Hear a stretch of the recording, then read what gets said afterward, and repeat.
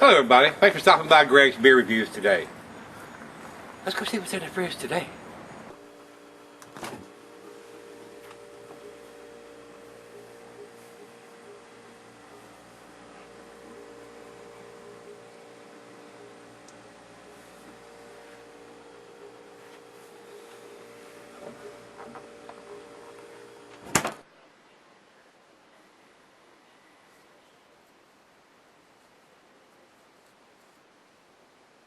Alright guys, thanks for stopping by Greg's Beer Reviews. Today's beer is Barktoberfest.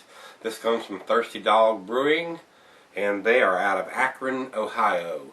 It's got some important information on the label that I'd like to see. It tells you what the IBUs is 15, and the gravity and the alcohol is 6% right on the bottle. It says best served at 38 to 40, which is a little less than most of the beers, but this is a lager, so they're meant to be served cold. And other than that, it's just got the Thirsty Dog Brewing logo down the side of the bottle. So, a traditional old world German style Oktoberfest, a fall celebration since 1810.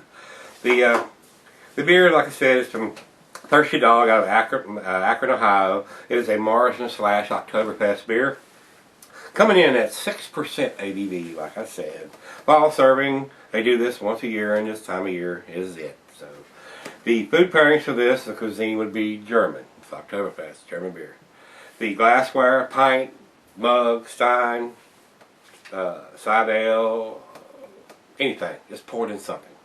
And the beer is not recommended for extended cellarings. It's a 6% beer, but you wouldn't want to keep it too long. It's going to lose its freshness. And anything else we need to give you? I don't think we got it all. So without further ado, let's get the cap off of it. See what we got. Look at that. The opener broke. It's garbage. I got a backup plan though, right here. Prepared. Always be prepared. Let's see if we can generate just a little bit of head on this thing. So, not too much. Might give us about a half a finger there. Boy, that's a clear beer. That's clear as a bell through there. It is a little darker than a golden color. It is definitely an amber orangey color. Looks pretty good in the glass. Not as carbonated as I was expecting it to be. It's got a few bubble string in it, but not a whole lot. Let's get a nose on it, guys.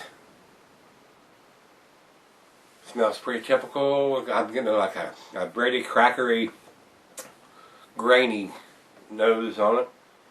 And your typical, they use this is all German grains, yeast, and hops in this beer. So it's probably got some Size hops and Munich malt. I'm not exactly sure what they've used in this one, but it's got the crackery biscuit, malty, caramely smell to it, guys. Smells pretty good in the glass. Cheers, everybody. Let's see what it tastes like.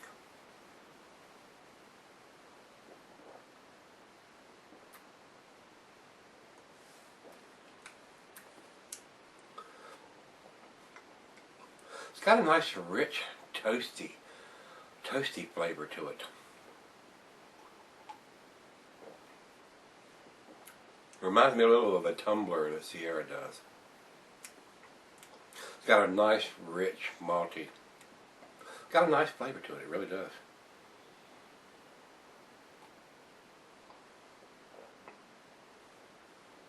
Very easy drinking for a 6% beer. Very nice, very pleasant. It might be a bit undercarbonated.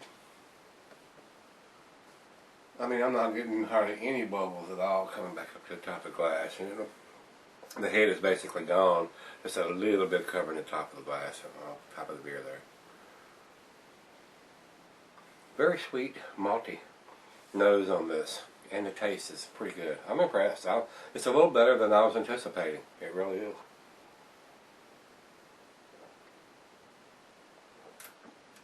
Well, it's right out of the fridge. It's about 40 degrees. That's when you're supposed to drink it. So I'm not going to let it linger too long. I'm going to let the other half sip some of this and see what she thinks of it, and I'll be right back and we'll do the final chug. But, it's better than I expected, so let's see what it ends up. Stick around, I'll be right back. Alright guys, thanks for sticking around. Got just a little left in the glass. It's a very enjoyable beer. It's got a lot of taste for the margin beer, so final chug guys.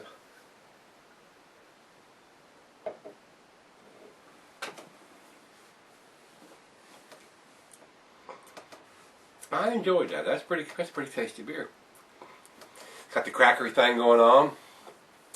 They always taste a little salty to me, but that's the type of the yeast and the effect that we're going after here. So I enjoyed that. That's pretty good beer.